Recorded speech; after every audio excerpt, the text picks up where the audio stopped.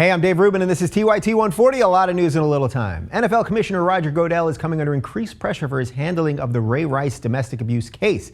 The league suspended the Baltimore Ravens running back indefinitely after video was released showing Rice punching his then-fiancée and knocking her unconscious in an elevator. Goodell's critics have questioned whether Rice's suspension is intended more as a PR move than a punishment. Goodell hopes to reassure fans that the NFL believes in keeping violence and debilitating head trauma where they belong, on the playing field.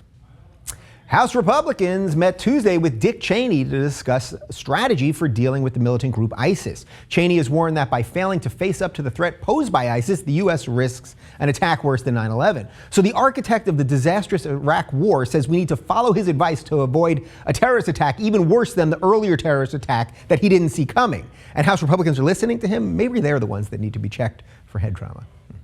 Moving on to disasters we do see coming, a new UN report reveals that levels of heat-trapping carbon dioxide in the atmosphere rose at a record-shattering pace to new highs in 2013. Researchers say that the world's oceans and plant life are no longer capable of soaking up the excess atmospheric carbon released by human activity. This news is expected to bring Republicans around on climate change once they realize that rising sea levels flooding the nation's capital could keep them from ever finding out the truth about Benghazi.